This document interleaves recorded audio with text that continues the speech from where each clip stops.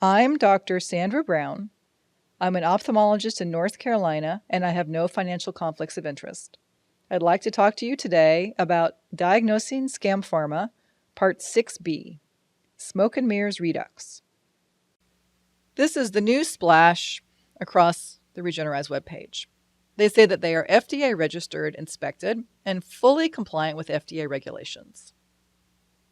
Let's explore that statement a little bit. First, you have to understand something very important. Regener-Eyes has 2 facilities. They make their products at a facility in Palm Harbor. They store them at a facility in Tampa.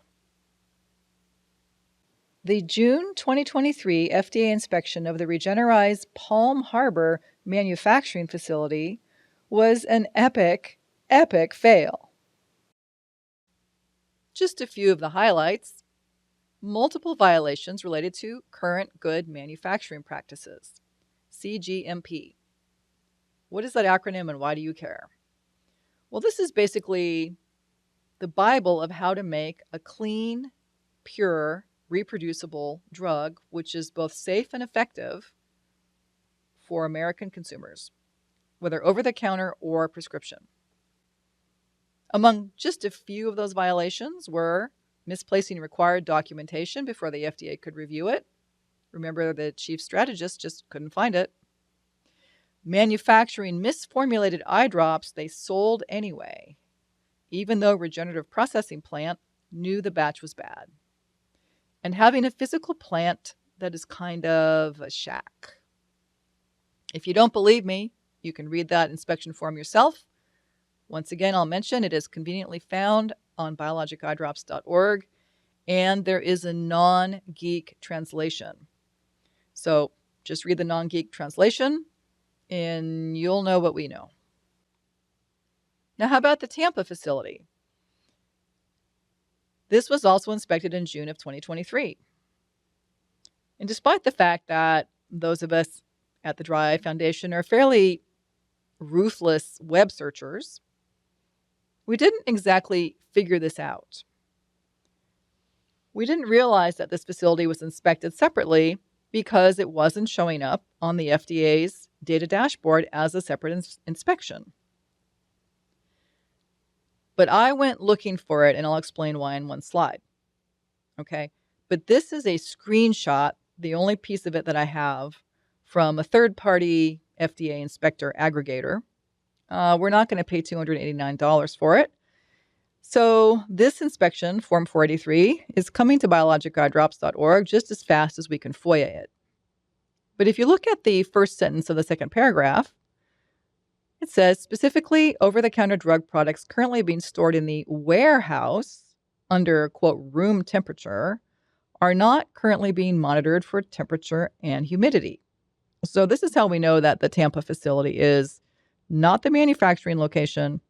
It is a storage and presumably shipping location. Okay, here was the thing that clued me in to go looking for a separate inspection. Because on April 29th, 2024, Yahoo Finance, PRN Newswire, etc. lit up with this pronouncement from Regener-Eyes. The Regener-Eyes LLC facility has undergone thorough inspection and has been found to be in complete compliance with all regulatory requirements. Really? Okay. Sounds good, right? Sounds like they found their paperwork and cleaned up their space and fixed all the other massive violations at that Palm Harbor facility. Not so fast. They're referring to the facility in Tampa, Florida. So they added some thermometers to their warehouse, hypothesizes Snail, and I say, well, yeah, it's a warehouse in Florida, so one would hope. This is a classic example of smoke and mirrors, where the manufacturer is proudly announcing some amazing positive fact, which is completely irrelevant to your concerns, which is that these eye drops that you're putting in your eyes are consistently formulated, have the right pH, contain what they say they contain, don't contain stuff they're not supposed to contain, don't leak when they're in transit. Yes, this is an issue. And I could go on. Which is to say, meanwhile, back at the manufacturing facility in Palm Harbor, there are massive violations of numerous different areas of current good manufacturing practices. And it's completely impossible that in less than a year, the company could have brought that facility into full compliance with FDA regulations.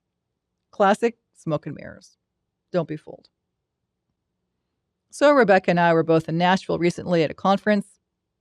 We were talking about this situation. She said, FDA manufacturer inspections are unannounced, right? And I said, yep.